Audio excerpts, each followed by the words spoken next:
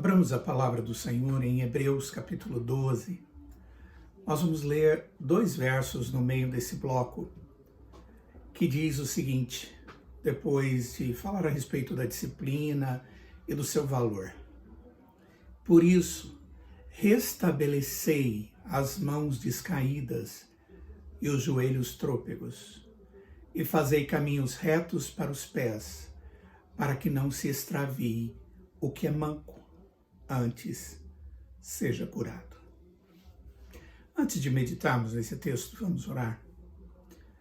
Ó Deus, nós pedimos ao Senhor que mais uma vez, com Tua graça, esteja nos conduzindo, com Teu Espírito iluminando a nossa mente para compreendermos a Tua verdade.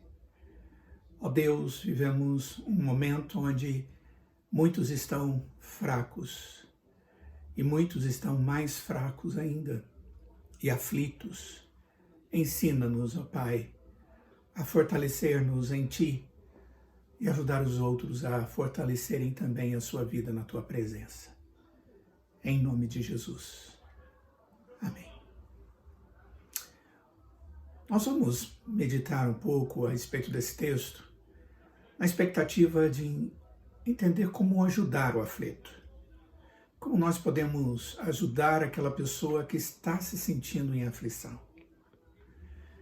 A ideia é de como ser bênção na vida do próximo aflito. Eu creio que a igreja, ela é um instrumento de restauração e de tratamento e de ajuda. E Deus nos usa para agirmos assim na vida uns dos outros. Quando nós caminhamos pela Escritura, nós vemos que Deus, ao falar da igreja, ela fala da igreja como um instrumento nas mãos dele, mas não um instrumento qualquer, mas um instrumento confiável que Deus usa na vida daqueles que estão vivendo conflitos e aflições. Todos temos, em alguma medida, a necessidade de sermos ajudados. Nós precisamos uns dos outros, ainda mais quando estamos aflitos. A aflição, ela é uma condição que é algo que sempre está ali, lá dentro, normalmente por baixo da superfície. Cuidadosamente escondida enquanto podemos conseguir manter a fachada de uma certa normalidade. Vivemos muitas vezes em aflição, só que nem sempre percebemos isso na medida certa, em nós mesmos, e ainda mais difícil compreendermos isso acontecendo na vida das outras pessoas. Uma tarefa fundamental para nós, como corpo de Cristo, é criar um lugar suficientemente seguro para que os muros sejam derrubados, para que de maneira segura, suficientemente segura, possamos cada um de nós reconhecermos as nossas dificuldades e aflições e de uma certa forma tratarmos dessas coisas uns com os outros. Eu creio que somente assim, através dessa força do compartilhar, na dependência do que o outro vai compartilhar de Deus como retorno para a nossa vida, através da comunhão, é que nós vamos poder alcançar o coração do outro e também sermos alcançados. Quando nós olhamos com interesse uns para os outros, a primeira coisa que nós enxergamos é um fato difícil e em alguns aspectos, em alguns momentos até terrível. Todos nós temos tribulações ou estamos atribulados. Todos nós temos fragilidades e possíveis aflições. Por debaixo do que nós mostramos aos outros ocorre uma batalha. E muitas vezes essa batalha ela é espiritual e poderá ser ganha no poder e na graça de Deus quando Deus nos usa e usa os outros irmãos na nossa vida. Contudo, nós vivemos numa sociedade que o homem vive de maneira egoísta e desinteressada. E sendo assim, acaba por não se envolver com as necessidades e realidades dos outros. A história nos mostra que isso, apesar de estar agravado no mundo de hoje, sempre caracterizou o mundo e a igreja. nós temos a tendência de colocar de lado aquelas pessoas que têm aflições. Aquelas pessoas que têm aflições causadas por várias razões, por necessidades as mais diversas, inclusive o pecado. Nós colocamos essas pessoas de lado e as suas aflições porque normalmente essas pessoas não podem trazer muitos benefícios para nós, como também acabará custando algum esforço nosso. Por isso o autor de Hebreus nos mostra essa situação. Quando nós vamos para os evangelhos e vamos ver o ministério do Senhor Jesus, o que nós vemos é Jesus tratando as pessoas aflitas. Jesus, como bom pastor, é aquele que, quando questionado por andar com pecadores e pessoas adoecidas, ele fala da ovelha perdida que precisa ser trazida de volta e que vai ter festa quando ela voltar. Se Jesus foi questionado e falou dessas ovelhas, este é um problema existente. Em Mateus capítulo 9, Jesus é questionado sobre estar com os pecadores. E ele responde: os sãos não precisam de médico, e sim os doentes. E aí ele dá uma ordem ainda. Ide, porém, e aprendei o que significa misericórdia quero e não holocaustos. Pois não vim chamar justos, e sim pecadores ao arrependimento. Quanto ao texto de Hebreus, o texto de Hebreus, no capítulo 12, capítulo 11, capítulo 12, ele nos fala de homens de fé, exemplos desses homens de fé. E agora desafia a igreja a uma vida pessoal e comunitária de santidade, mas também de envolvimento um com o outro, de solidariedade. E creio que o propósito é demonstrar a responsabilidade que nós temos conosco mesmo, com os nossos irmãos e com as demais pessoas. Este é um tempo onde nós estamos vivendo assim, onde de uma maneira genérica as pessoas estão aflitas, ansiosas e necessitadas de serem afagadas com a graça de Deus e tratadas nas suas dúvidas. Então, olhando para o texto, vamos ver o que Deus nos ensina a respeito de como ajudar o aflito, como ser bênção na vida do próximo, como agir como igreja, como instrumento de restauração na vida dessas pessoas. A primeira coisa que nós podemos ver nesse texto é que é necessário que nós tenhamos um diagnóstico correto, reconhecer as causas da enfermidade.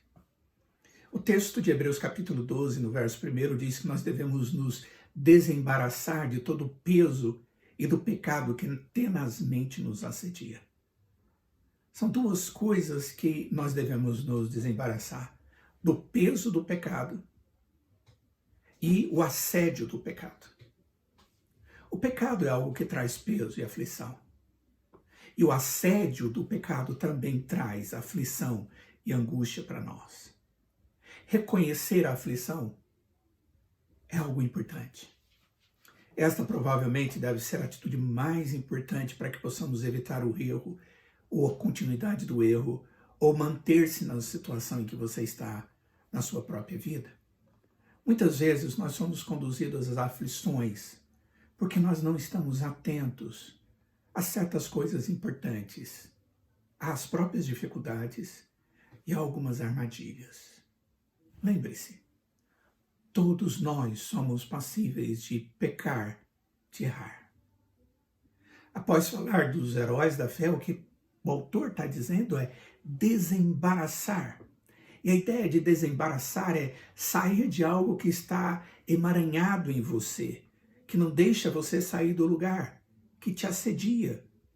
O que sabemos é que, apesar do desafio de perseverar e vencer, nós corremos o risco de não conseguir isso, pelo risco de errar e passar por causa de aflições e nos afastarmos daquilo que é a verdadeira paz que Deus nos dá. A Escritura, ela nos orienta que somos incapazes de vencer as tentações sozinhos. Pois o mesmo Deus que permite as nossas dificuldades, tribulações e dificuldades, é o Deus que nos concede condições para vencê-las, enfrentá-las e vencê-las. Nós temos que destacar também que existem aqueles irmãos que são mais frágeis do que os outros, que passam com maior dor certas situações. Pessoas que muitas vezes ficam desanimadas mais facilmente, ou são tentadas e caem no erro mais facilmente. São aquelas pessoas que têm suas raízes, a sua vida, não com muita profundidade no solo, que é Cristo Jesus, e estão sempre em perigos. Apesar das dificuldades, das tentações, das provações, nós somos encorajados a vencer, pois, diz o texto em Hebreus, capítulo 12, no verso 4, na vossa luta contra o pecado, ainda não tendes resistido até ao sangue. Então, a primeira coisa que nós precisamos entender é que nós precisamos reconhecer que nós podemos errar e reconhecer que, se erramos, nós estamos sofrendo por causa disso. Outra coisa que é importante aqui no texto é que estas coisas acontecem, estas dificuldades acontecem, e nós precisamos diagnosticar bem elas, porque a observância dos princípios ou a não observância dos princípios bíblicos gera ainda mais aflição no coração do homem. No verso de número 2 do capítulo 12 de Hebreus diz que nós devemos olhar firmemente para o autor e consumador da fé. Autor e consumador da nossa fé. E depois no verso de número 3 diz: considerai, pois, atentamente. Percebemos que muitos de nós têm caído porque não têm nutrido as suas vidas com os ensinamentos de Deus que estão revelados na Escritura. Vivemos tempo de muitos ensinamentos errados, falsas doutrinas, uso inadequado da doutrina. Hoje, falar de coisas espirituais e usar a Bíblia não necessariamente significa verdadeiramente espirituais, baseados numa verdadeira e boa interpretação da Escritura. Isso sempre aconteceu, em toda a história. Mas hoje, mais do que nunca, há uma enxurrada de ensinamentos que, ao invés do homem colocar os seus olhos naquilo que a Escritura tem como objetivo maior, que é olhar para a glória de Deus e o próprio Deus da glória. A Escritura, ela tem como objetivo levar-nos a Deus, a conhecermos a Deus e a glorificarmos a Deus. Hoje nós temos visto uma preocupação muito mais com outras coisas e principalmente aquelas que estão ligadas ao homem, às suas próprias necessidades, têm sido colocadas na frente. E a não observância dos princípios de Deus tem causado muitos problemas e aflições nos homens. Na hora de observar o que está acontecendo, o que Deus nos ensina é: considere atentamente, mantenha os seus olhos fitos no Senhor que cuida, no Deus que trata, no Deus de toda glória e de toda graça. Nós somos afligidos também e vivemos essas situações por vários tipos de perseguição. Quando o texto diz que devemos nos desembaraçar de todo o peso e do pecado que eternamente nos assedia, dá-nos uma ideia de perseguição por várias fontes. Nós sabemos que sofremos com o mundo, com a nossa própria carne e o diabo. A carne é algo interno, tem a ver com a nossa natureza. O apóstolo Paulo, em Gálatas capítulo 5, ele diz que existe uma luta entre a carne e o espírito, e ali o Espírito de Deus. E ele está falando essas palavras para cristãos. Mesmo sendo crentes, ainda não estamos plenamente santificados, e esse processo, ele leva tempo e tem a ver com vitória sobre vitória e glória sobre glória, em crescimento após crescimento. E em meio a tudo isso, é uma luta. e a nossa natureza está sendo cada vez mais tratada pelo Senhor. Devemos considerar isso. Em muitos momentos, nós somos nossos próprios inimigos. Nós nos sabotamos, pois deixamos que o nosso desejo, a nossa concupiscência, seja algo que cresça ao ponto de nós nos esquecermos de quem somos à luz da graça de Deus e do Espírito que nos identifica como selo. Mas nós temos perseguições externas, como já disse. As ofertas do mundo causam muitas baixas na piedade do povo de Deus. O mundo oferece coisas que são aparentemente boas, gostosas, prazerosas. E nós estamos vivendo e olhando, e ouvindo, e sentindo, e cheirando, e desejando coisas que estão vindo contra nós. E o inimigo maior, o próprio Satanás, é aquele que faz com que isso tudo tenha ainda uma cor mais bela, um cheiro mais gostoso, uma sensação mais agradável. Mas que no fundo o que existe é mentira, mentira, mentira.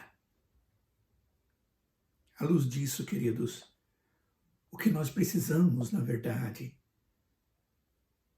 é que estejamos fugindo de tudo isso.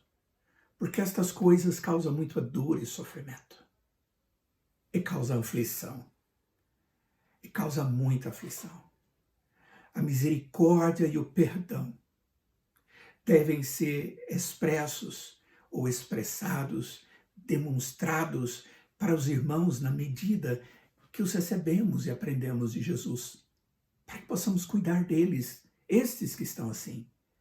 Caso contrário, nós estaremos desonrando a própria graça e o Deus da graça. Uma outra fonte das nossas aflições são as nossas próprias quedas e feridas, que jamais foram tratadas. Como isso é algo comum. No atendimento pastoral, nesses muitos anos de ministério que o Senhor me concedeu, eu tenho visto isso acontecer regularmente. Na minha própria vida, regularmente. Situações não tratadas, quedas e feridas não tratadas diante de pessoas e de Deus, traz-nos angústia, traz muita, muita aflição. A Bíblia nos dá o exemplo de Davi, aquele homem que, apesar de escolhido por Deus, caiu num tremendo pecado. O fato de não tratar o seu pecado trouxe-lhe profundo sofrimento, sofrimento espiritual, sofrimento emocional, sofrimento físico e sofrimento familiar. Todas essas áreas e muito mais do que isso, certamente, ocorreu como consequência das suas aflições, de feridas jamais tratadas, de pecados jamais tratados. O Salmo de número 32 e o Salmo 51, nós vemos testemunho disso, muito claro. Somente quando o profeta Natã o ajudou a ver o problema, isso pôde ser tratado. Lembre-se de uma coisa. Na igreja, no meio do corpo de Cristo, nós vamos encontrar pessoas aflitas, que precisam ser ajudadas, que precisam ser acordadas com a verdade que confronta. E a verdade que confronta é a palavra de Deus.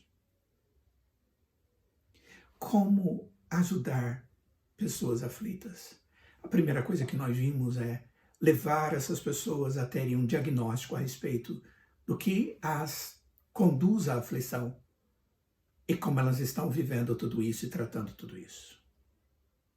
A segunda coisa que eu vejo aqui no texto, que nos mostra sobre como ajudar aquele que está aflito, é que nós devemos ajudá-lo no tratamento propriamente dito, a caminhar no tratamento. No texto do capítulo 12 de Hebreus diz, verso 12, por isso, restabelecei as mãos descaídas e os joelhos trôpegos. Aqueles que estão com as mãos para baixo, de cansaço, de falta de disposição, e que estão com suas pernas bambas, E o verso 13 diz: e fazei caminhos retos para os pés, para que não se extravie o que é manco. Aquele que está matolando, antes seja curado. Depois diz: segui a paz com todos e a santificação, sem a qual ninguém verá o Senhor. Atentando diligentemente, porque ninguém seja faltoso, separando-se da graça de Deus, nem haja alguma raiz de amargura que brotando vos perturbe, e por meio dela muitos sejam contaminados, como foi Esaú, o qual por um repasto vendeu o seu direito de primogenitura. Pois sabeis também que, posteriormente, querendo herdar a bênção, foi rejeitado, pois não achou lugar de arrependimento, embora com lágrimas o tivesse buscado. Amados, aqueles que estão habilitados, que estão bem, é o que o texto está dizendo, devem ser instrumento para promover restabelecimento e tratamento daqueles que não estão. Como podemos ajudar essas pessoas?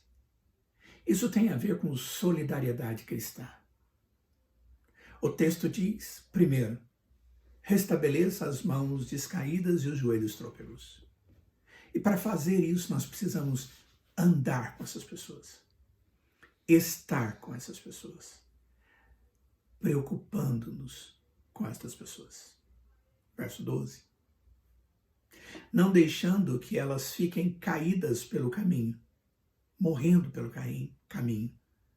Nós temos que dar o ombro, temos que lutar contra muitos também que acabam tentando excluir do convívio aqueles que agora precisam.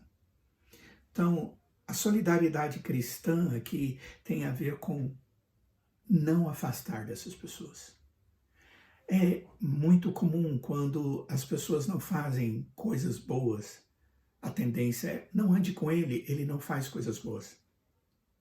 A palavra de Deus diz que o Senhor Jesus andou com eles para tirá-los das coisas ruins.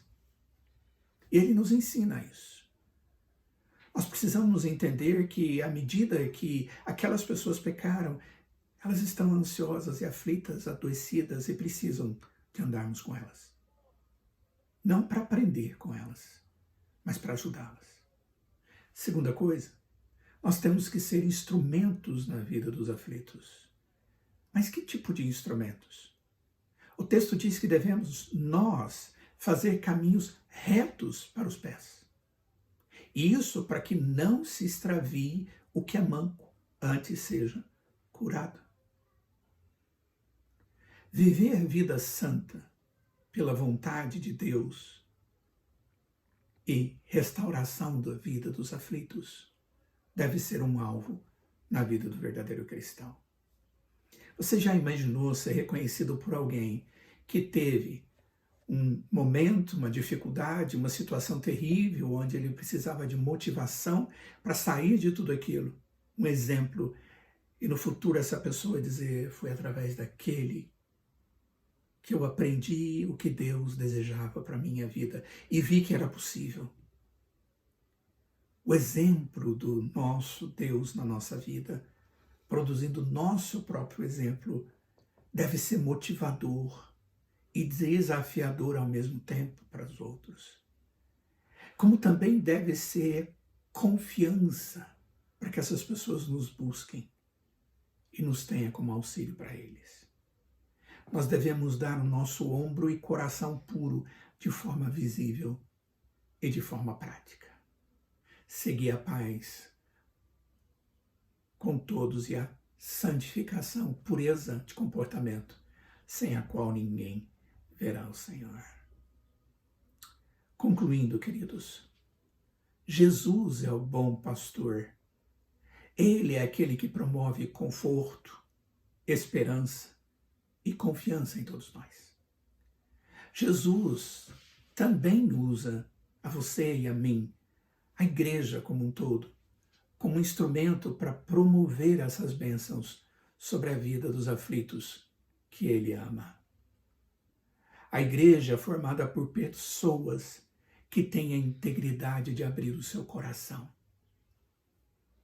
é composta por pessoas que admitem suas falhas e faltas, pois as detestam mais do que detestam as falhas e as faltas dos outros. E assim descobrem que por baixo da mais fétida corrupção que existe dentro deles, flui uma fonte de água pura, Cristo Jesus.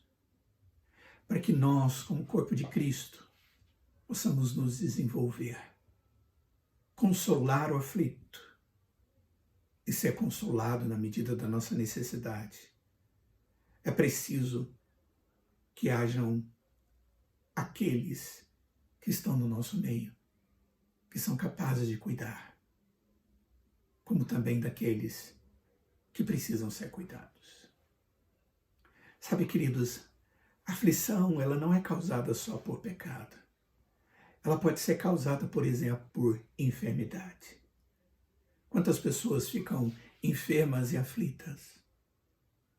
Eu sei que o pecado lá na sua origem tem a ver com o pecado, mas agora o ficar numa cama, o ter necessidade de um aparelho, ter necessidade de alguém que coloque água na boca ou comida, ou que faça a limpeza do seu corpo, essas coisas promovem a aflição. Sabe, em alguns momentos Deus permite que pessoas passem por isso, para que a igreja possa exercitar aquilo que tem aprendido com Cristo. Porque Deus nos tratou quando nós estávamos nesse estado de miserabilidade e de aflição. Nós precisamos de alguém que seja amado no nosso meio, em sua aflição, e que, portanto, espalhe um amor proveniente do seu próprio ser, da sua necessidade, sem interesses ocultos, nem de autopreservação. Sem a atitude correta da igreja. Se a atitude da igreja não é o amor incondicional, a aflição se torna um desespero para o que está angustiado. Nós precisamos entender que Deus permite momentos de aflição, de dor, de angústia, de dúvidas, para que nós possamos exercitar e possamos ajudar os outros a restabelecer aqueles que estão com seus braços descaídos e sem força para andar. Que o Senhor nos habilite a sermos bênção na vida do aflito. Oremos. Ó Pai, nós estamos vivendo momentos de muita aflição. Aflição não só no seio da igreja, ou aqui por perto de nós, na nossa cidade, mas o mundo, de uma maneira geral, está vivendo momentos de aflição, causados por dor, por doença, por medo da doença, por incertezas, por responsabilidades que não podem ser cumpridas na área financeira. Ó Deus, por tantas dúvidas que podem estar sendo promovidas no coração das pessoas, até mesmo quanto às suas promessas da Tua palavra. Mas, ó Pai, preserva a Tua igreja. Preserva a motivação dos Teus servos que estão bem, para que eles possam cuidar daqueles que não estão. Para que possamos ser o Teu povo habilitado por Ti para abençoar a vida do aflito. Ó Deus, usa a Tua igreja como a voz da esperança. Conduz a Tua igreja para ter condição de agir de maneira santa e sábia para levar os olhos da esperança das pessoas a Cristo Jesus. Ó Deus, nós sabemos que muitos avivamentos na história ocorreram em momentos de profundas dificuldades no mundo e em regiões. Porque as pessoas descobriram o quanto elas são frágeis, o quanto elas são incapazes. Transforma esse tempo, Pai, num tempo de busca do Senhor.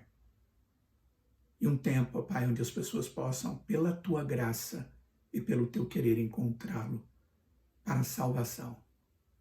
Essa é a nossa oração, em nome de Jesus.